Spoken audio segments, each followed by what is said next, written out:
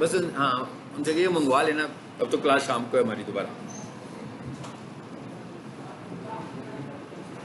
चलें जी, अब सबको समझ में आ गया फाइल कैसे बननी है, पहली फाइल कैसे बननी है? कौन बनाएगा, कैसे बनाई थी हमने? ज़रा एक दफ़ा रिपीट भी हो जाएगा क्योंकि रिकॉर्डिंग भी नहीं हुई थी। सबसे पहले मैंने क्या यूज़ किया, टाइटल का टैग। टाइटल के टैग में जो भी अपनी वेबसाइट को टाइटल देना है वो टाइटल लिखा, और उसके बाद क्या कर दिया, एंड टाइटल, है ना।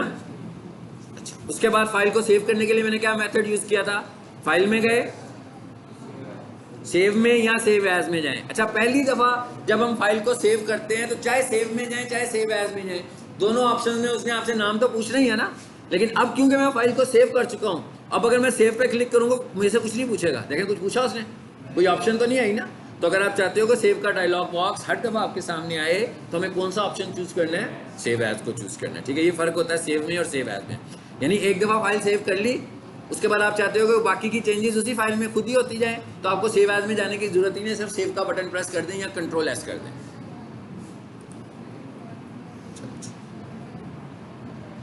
अच्छा, अब इसके बाद क्या किया था, सेव करने के लिए फाइल का नाम रखा था। नाम रखने के लिए मैंने कहा था स्पेस बार का कैरेक्टर यूज नहीं करना, और नीचे से सेव एज टाइप को क्या कर दिया था, ऑल फाइल्स कर दिया था। और लेकिन अभी तक फाइल का नाम पूरा नहीं है। क्यों नहीं है पूरा, क्या मिसिंग है, एक्सटेंशन मिसिंग है। ठीक है ना। सो एक्सटेंशन के लिए मैं लगाता हूँ डॉट। जब भी मैंने एक्सटेंशन लिखनी होगी ना, पहले डॉट लगाऊंगा, ठीक है, उसके बाद HTML लगाऊंगा, और उसके बाद हम इसको इसी में मैं सेव कर देता हूँ ताकि वो प्रैक्टिस पूरी हो जाए जो रिकॉर्डिंग में नहीं थी। ठीक है, क्योंकि वो फाइल पहले से मौजूद थी। ये वाला मैसेज जो आएगा ना, do you want to overwrite, इसका मतलब वो भाई फाइल पहले से ही मौजूद है, क्या उसको ओवरराइट कर दूं मैं कहूँगा हाँ भाई कर दो ओवरराइट। मतलब ये कोई इतनी बड़ी साइंस नहीं है कि उसको ओवरराइट करा दें हम लोग। जी, यहाँ तक समझ में आ गई बात की, आगे चलें। अच्छा, अब मैं क्या करने जा रहा हूँ, अब मैं इस फाइल को लेकर जाऊंगा कहाँ पे, इस पर राइट क्लिक किया, अब मैं इसको लेकर जा रहा हूँ नोटपैड++ में। ठीक है, बाकी का काम इस पे वहां करते हैं। अब नोटपैड++ में अब आप देख लो थोड़ा सा कलर्स नजर आने शुरू हो गए हमें। तो वो जो टैग है उसको उसने कलर कर दिया, और जो हमारा एक्सप्रेशन है उसको ब्लैक कलर में दे दिया। ऐसे ही है, तो ब्लैक कलर में हमारे एक्सप्रेशन नजर आ रहे हैं और ब्लू कलर में हमारे टैग्स नजर आने शुरू हो गए। अच्छा, अब जरा इस वेबसाइट पर आओ। इस वेबसाइट का मुझे कोड देखना है, क्या तरीका बताया हुआ है, Ctrl+U करो, कोड में आगे। अब मैं क्या करने जा रहा हूं, अब मैं दूसरा काम करने लगा। कौन सा जी, यहां पर एक तस्वीर नजर आ रही है आपको, टाइटल बार में एक पिक्चर भी नजर आ रही है ना। अब यहां पर हम इस पिक्चर को भी लगाना चाह रहे हैं, ये वाली जो तस्वीर है, अब हम ये भी लगाना चाह रहे हैं अपनी वेबसाइट में। ठीक है, इसको हम कहते क्या हैं, अभी तो फिलहाल मैंने कहा ना ये तस्वीर है, असल में इसे बोलते हैं फेविकॉन। ठीक है, इसका नाम क्या है जी, टेक्निकल नाम क्या है इसको, फेविकॉन। कि भाई फेविकॉन इमेज वेबसाइट में लगा हुआ है कि नहीं लगा हुआ। इसका क्या मतलब कि टाइटल बार के साथ तस्वीर आ रही है कि तस्वीर नहीं आ रही है। ठीक है, जैसे अभी हम देखें हमारा फेविकॉन नहीं लगा हुआ ना, हमारा फेविकॉन नहीं लगा हुआ। यहां पर क्या लिखा हुआ है,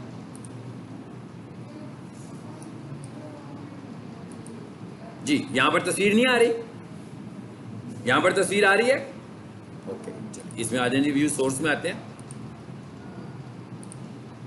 सबसे पहले जरा फेविकॉन का टेक्स्ट अंडरस्टैंड कर लें।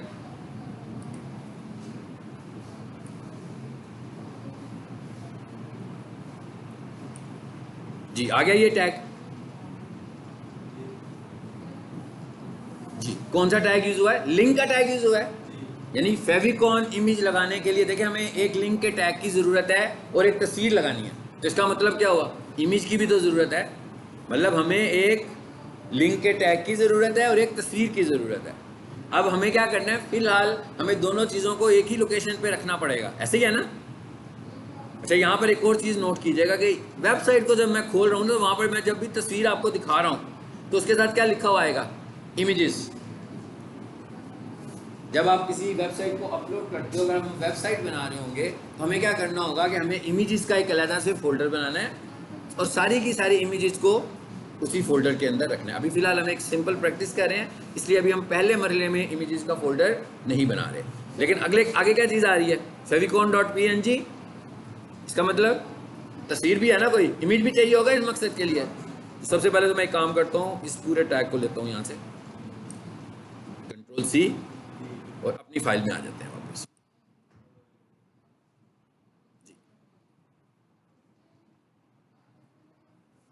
अब फेविकॉन का टैग किस पार्ट में लगेगा, किस पार्ट में लगेगा? पार्ट कौन सा है ये? हेड का पार्ट। मैंने कहा पार्ट कौन सा है? हेड का पार्ट। मतलब टाइटल कौन से पार्ट में लग रहा है? हेड में लग रहा है। फेविकॉन कौन से पार्ट में लग रहा है? हेड में लग रहा है। ठीक है जी। इसका ऑर्डर क्या होगा?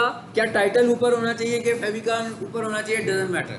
ठीक है, कोई मसला नहीं है, इसकी कोई अपनी हायरार्की नहीं है कि इस तरह इसको लिखा जाए। लिख दिया जी मैंने। अब जरा इस टैग को पहले समझते हैं और फिर देखते हैं कि तस्वीर का क्या करना है। ये टैग कौन सा है जी? लिंक का। लिंक, कि भाई हम एक लिंक लगाने लगे हैं। उसने कहा अच्छा ठीक है, आप लिंक लगाने लगे हैं तो कैसा होगा लिंक? लिंक का फॉर्मेट क्या होगा? तो हमने कहा लिंक का फॉर्मेट है, यानी REL स्टैंड्स फॉर रिलेशन। किस रिलेशन के साथ लिंक लगेगा? REL stands for relation. और रिलेशन के आगे मैंने डबल कोटेशन मार्क्स में लिख दिया शॉर्टकट आइकॉन। यही लिखा हुआ है। हाँ जी, क्या लिखा हुआ है? Shortcut icon. इसका क्या मतलब? इसका मतलब ये हुआ कि आप देख रहे हो ना, टाइटल में जगह बहुत कम है। टाइटल में कोई बहुत ज़्यादा स्पेस तो नहीं है ना, बहुत थोड़ी सी स्पेस है। इसलिए वहां पर कैसे लगेगा? आइकॉन की शक्ल में इमेज लगेगा। लेकिन पेज के ऊपर जो आपके इमेजेस हैं वो तो बहुत बड़े बड़े हैं, मगर टाइटल बार में जो आपका इमेज है वो बहुत छोटा है। तो इसका मतलब क्या हुआ कि उसका रिलेशन क्या है? Shortcut icon. ये ऐसे ही आपने लिखना है, शॉर्टकट और स्पेस आइकॉन। दिया हुआ है ना मैंने, शॉर्टकट और स्पेस आइकॉन लिखा हुआ है कि भाई ये शॉर्टकट आइकॉन के तौर पे लगेगा। उसके बाद आगे क्या कह रहे हैं? href। href stands for hyper reference. href stands for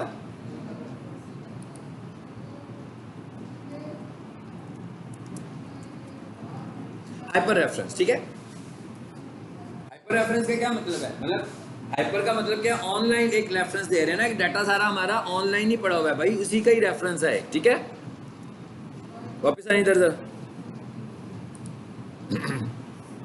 आगे क्या लिखा है मैंने? Images slash favicon.png। बेहतर है कि इस फाइल का नाम आप फेविकॉन ही रखें। ठीक है, जो आपका फेविकॉन इमेज है इसका नाम आप फेविकॉन रखें, और इसका जो बेहतर फॉर्मेट होता है स्पोर्टिव वो PNG होता है। तो आप इसके फॉर्मेट को PNG ही रहने दें।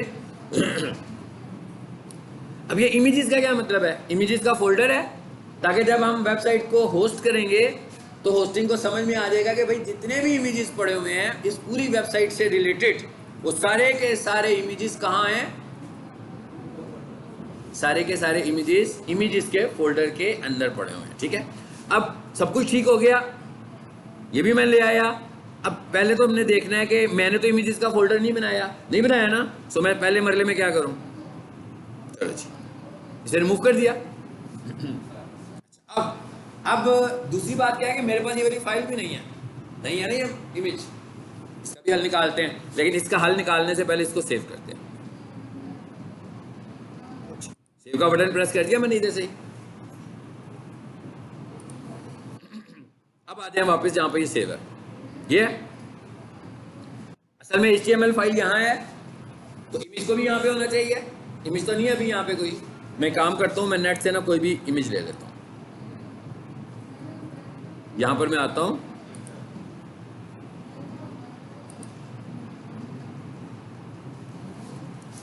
HTML फाइल लोगो। चलो जी, मैंने ये कहा मुझे एक लोगो दो। काफ़ी सारे आगे, मैं कहता हूँ भाई इनमें से जो मुझे अच्छा लग रहा है ना मैं ले लेता हूँ। ये कोई मुश्किल काम तो नहीं किया। हाँ, ये प्रैक्टिस करने के लिए हमने करना है ना कि भाई फेविकॉन को अपना ही लगाना है।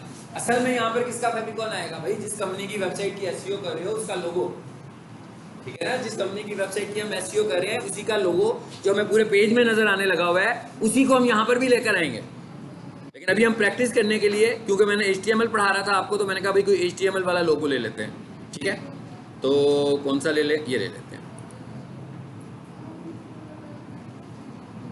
पहले तो इसको राइट क्लिक करके देखते हैं कि लोगो की टाइप क्या है, और फिर हमें ये भी देखेंगे कि भाई हमें PNG चाहिए था, बाई चांस PNG आ गया तो अगर आप लोगो ढूंढो और PNG ना आए, JPG आ जाए, GIF आ जाए, तो इसका तरीका क्या होगा कि आप अपनी सर्च में लिख लो PNG लोगो, ठीक है, आप अपनी सर्च में भी लिख दो PNG लोगो। और दूसरी बात यह है कि आपने जो वेबसाइट बनानी है ना, ऐसे गूगल से इमेजेस लेके नहीं बनानी है, इसका तो मतलब डुप्लीकेट है ना, हमने जो भी काम करना है नया काम करना है, ठीक है, ये हम सिर्फ प्रैक्टिस के पॉइंट ऑफ व्यू से कर रहे हैं। तो अब इसको सेव करना है मुझे, कहाँ पे सेव करना है, कहाँ पे, नहीं, डॉक्यूमेंट्स का हमने एक फोल्डर बनाया हुआ है, डॉक्यूमेंट्स के अंदर हमने एक HTML का फोल्डर, यही तो मैंने शुरू में बताया था कि हमने इन सब चीज़ों को एक सेंट्रल पॉइंट पे रखना है ताकि हमें कंफ्यूजन ना हो, बाद में हमें पता हो कि भाई हमारा सारा डाटा कहाँ पड़ा हुआ है।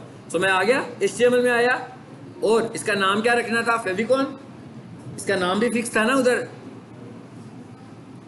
देखिए इसका नाम फेविकॉन रखने के बहुत सारे फायदे हैं। एक तो गूगल के क्राउलर को पता लग रहा है कि भाई ये पड़ा हुआ है इसका फेविकॉन इमेज, एक आपको भी पता लग रहा है कि भाई इतने सारे इमेज में से फेविकॉन इमेज कौन से वाला है, ठीक है, फिनिश। पहुंच गया उस फोल्डर में, चेक करें जरा, आ गया। अब जरा चलाकर देखें उस फाइल को, क्या हालात है उधर,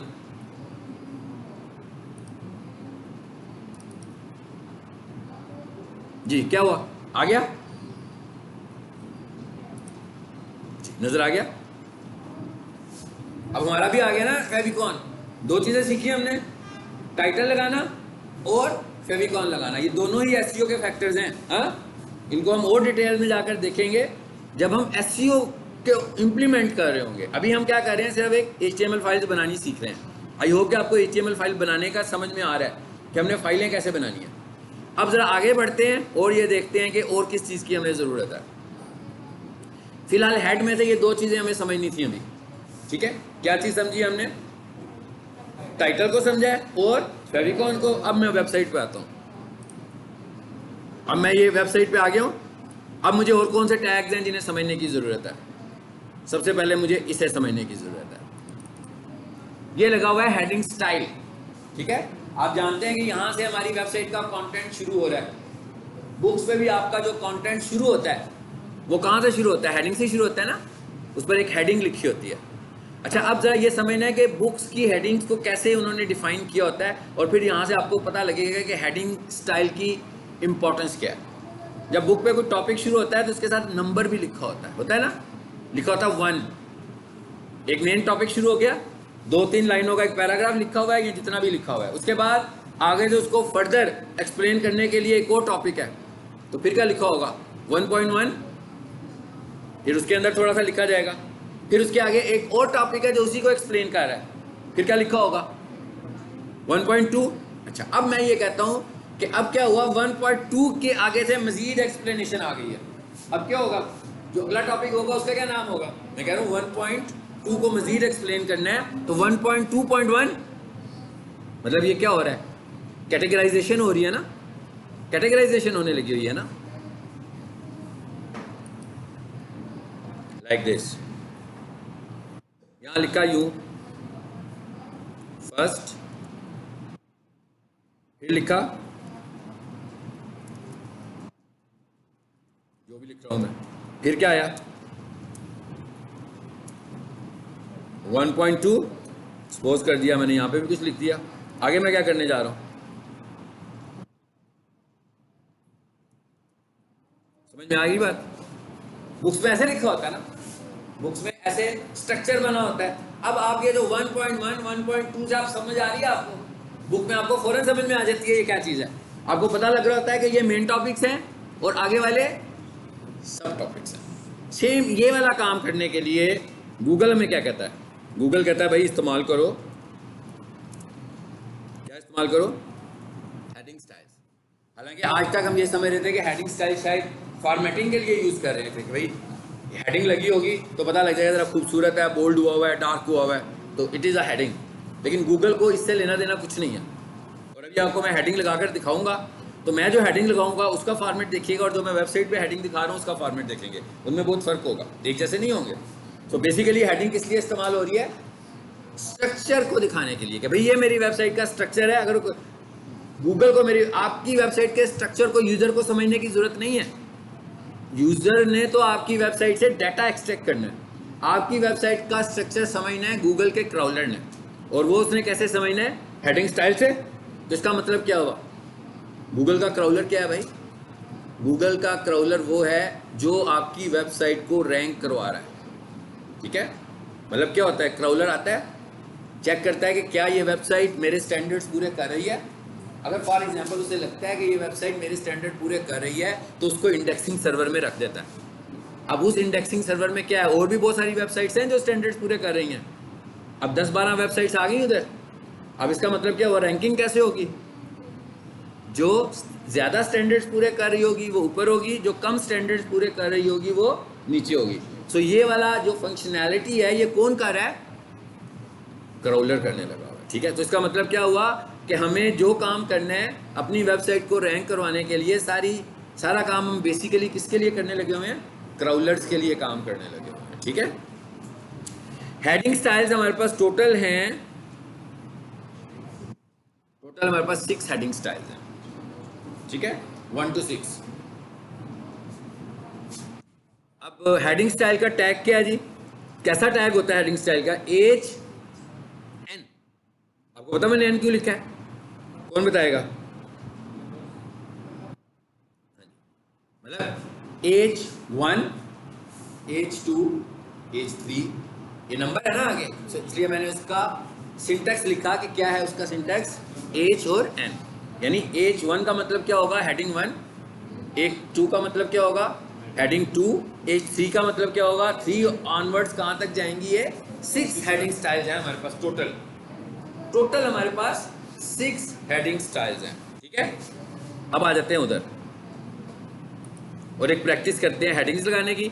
अब हमें यह भी पता लग गया कि ये जो पार्ट है ना हेडिंग स्टाइल वाला, हेडिंग का जो टैग है it is a part of body.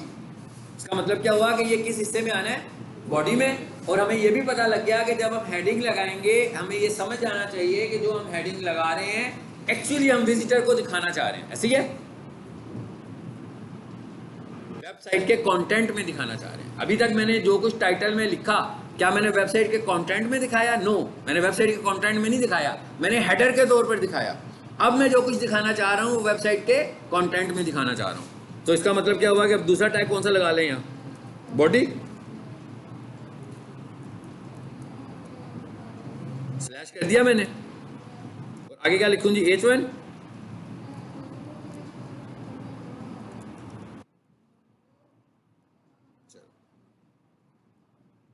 और यहाँ लिख दिया मैंने फर्स्ट। मैं टाइम सेव करने के लिए सिर्फ एक वर्ड लिख रहा हूँ। ठीक है, आप कोई पर्पसफुल सी चीज़ लिखिएगा। और अब मैं क्या करता हूँ, इसको कॉपी कर लूँ। यहाँ पर क्या कर दूँ, मैं सारे इसलिए लगा रहा हूँ ताकि जब आप इनकी शक्ल देखो तो आपको फील हो जाए।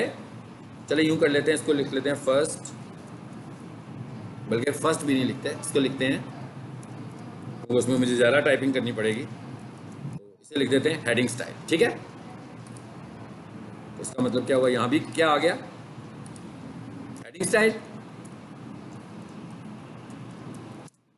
कितने हैं टोटल मैंने बताए हैं आपको? 6 हैं। ठीक है, तो अब मैं इसको पकड़ता हूँ, Ctrl+C करता हूँ और इधर H2 कर दें। 2 हो गए। अब कौन सा ये? 3। अब आप देख रहे हैं ये वाला एप्लीकेशन आपको टैग्स की सपोर्ट भी दे रहा है, ऑटो कंप्लीट भी कर रहा है ना। नोटपैड में ऑटो कंप्लीट का ऑप्शन नहीं था टैग के साथ। ठीक है, 3 हो गए। अब कौन सा ये? 4। देखिए वो लिस्ट देता है, मैं लिस्ट पे एंटर करता हूँ तो एक्सेप्ट हो जाता है वो। ठीक है, फिर आ गया हमारे पास 5। भाई कोई इतना मुश्किल काम नहीं कर रहा, सिर्फ मैं हर टैग के साथ नंबर ही चेंज कर रहा हूँ। ये कर मैं इसलिए रहा हूँ ताकि आप पांचों की शक्ल देख लें।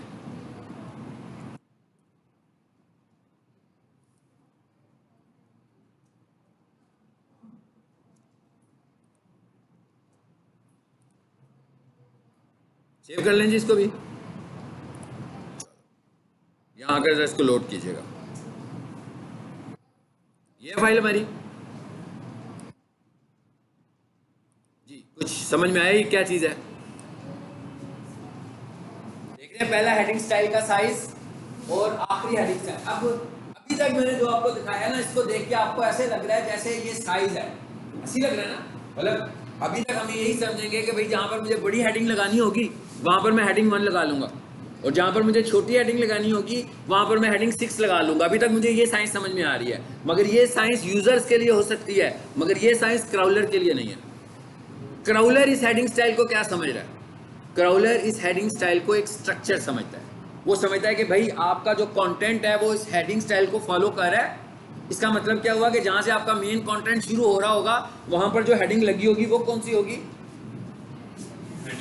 1। और उसके बाद जो उसकी सब हेडिंग होगी वो कौन सी होगी?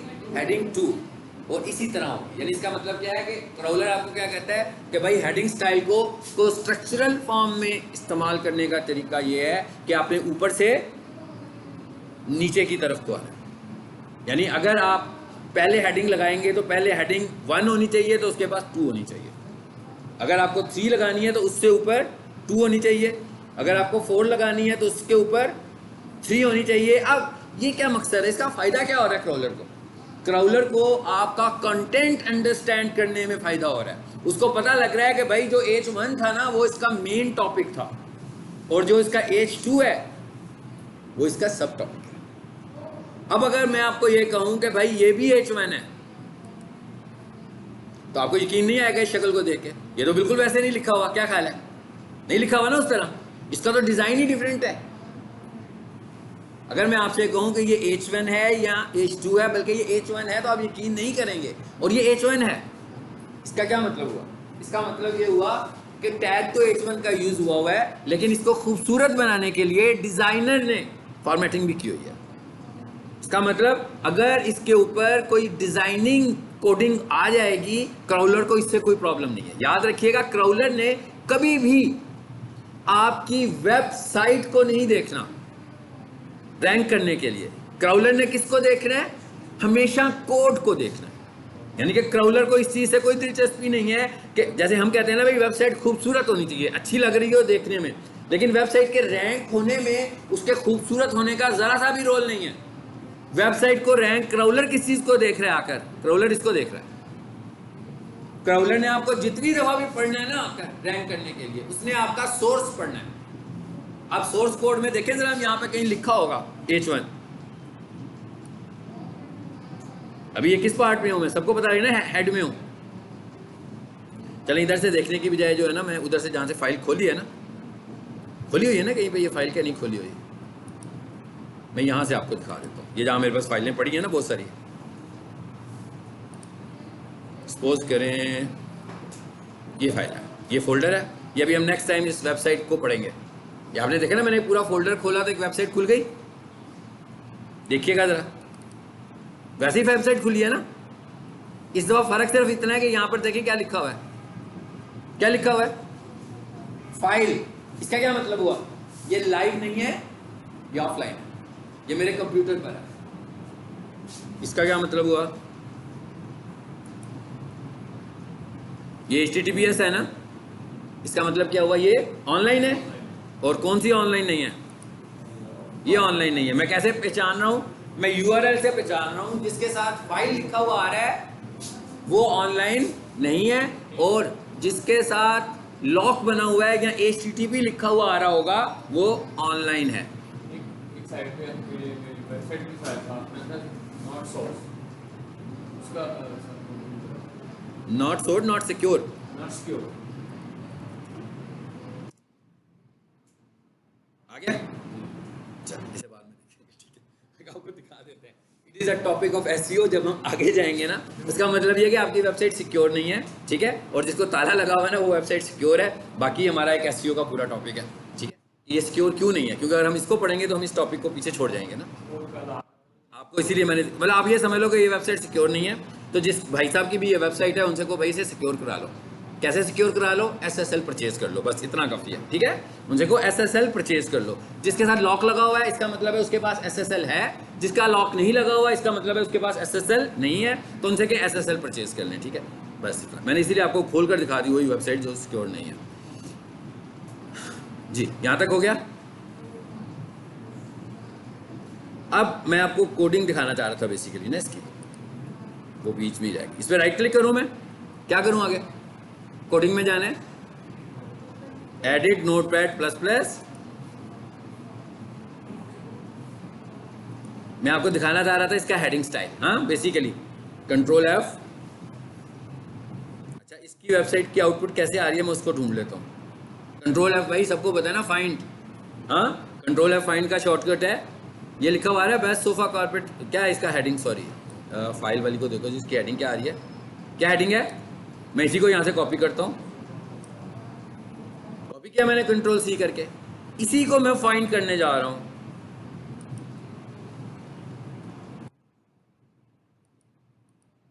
आ गया, चेक करें जरा, टैग को चेक करें, टैग पे क्या लिखा हुआ है, H1, मगर उसके आगे क्लास भी है एक, लिखी है ना क्लास। ये जो क्लास है ना बेसिकली ये फॉर्मेटिंग की कोडिंग है, ये वेब डेवलपर ने करनी है, हमने इसे कुछ नहीं करना। SEO के लिए हमें क्लास को कुछ नहीं करना, SEO का क्लास से कुछ लेना देना नहीं है, सिर्फ HTML कोड का क्लास से लेना देना है। और ये जो आप खूबसूरती देख रहे हैं ना वो किसकी वजह से है, इस क्लास की वजह से है, ठीक है।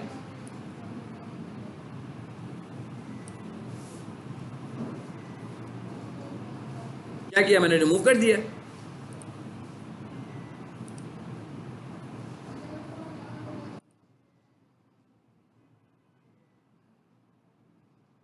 अभी और भी इसकी कहीं ना पीछे से भी लगी हुई है शायद। तो बेसिकली हमें इससे कुछ लेना देना नहीं है। हमारा काम किस चीज से है, ये हमारा काम किस चीज से है जी,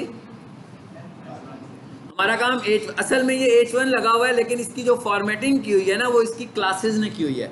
classes is a topic of CSS। CSS stands for आप बताएं, आपने की दी है यही है, थोड़ी बहुत क्या होती है CSS, कैस्केड स्टाइल शीट्स होती हैं। देखिए जहां पर आकर HTML की बस हो जाती है ना फॉर्मेटिंग करने में कि भाई मेरे पास बस इतने ही फॉर्मेट्स हैं, उसके बाद जब आप एडवांस फॉर्मेटिंग की बात करें, देखें ना ये एडवांस फॉर्मेटिंग थी ना, जरा डिफरेंट फॉर्मेटिंग हुई है, उसके लिए फिर हम CSS में चले जाते हैं जहां पर अनलिमिटेड फॉर्मेटिंग है हमारे पास।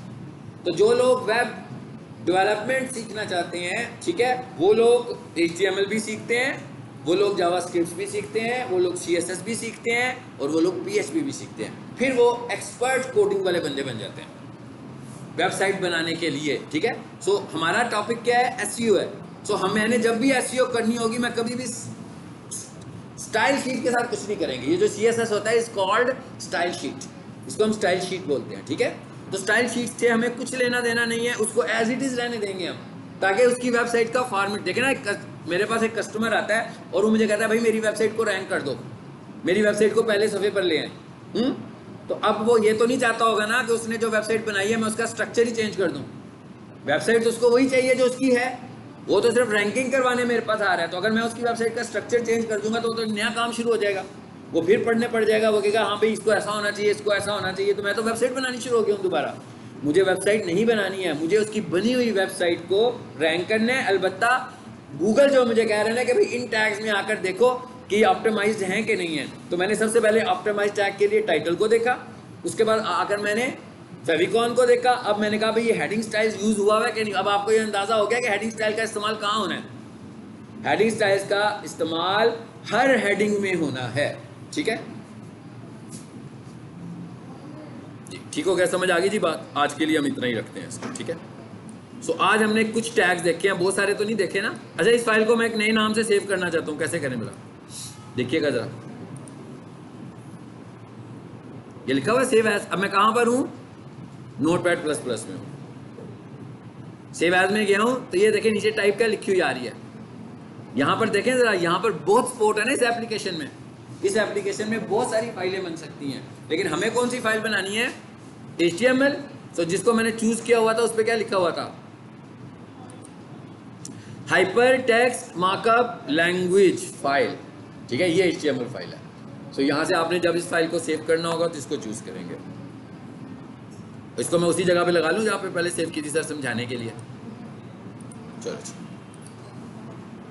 अब अगर हम कहें कि हमने आज की क्लास में कौन से टैग्स अंडरस्टैंड किए हैं, number 1, number 2 favicon and number 3 heading style. ठीक है, अब आपने इन सब टैग्स की आज प्रैक्टिस करनी है घर जाके। ठीक हो गया?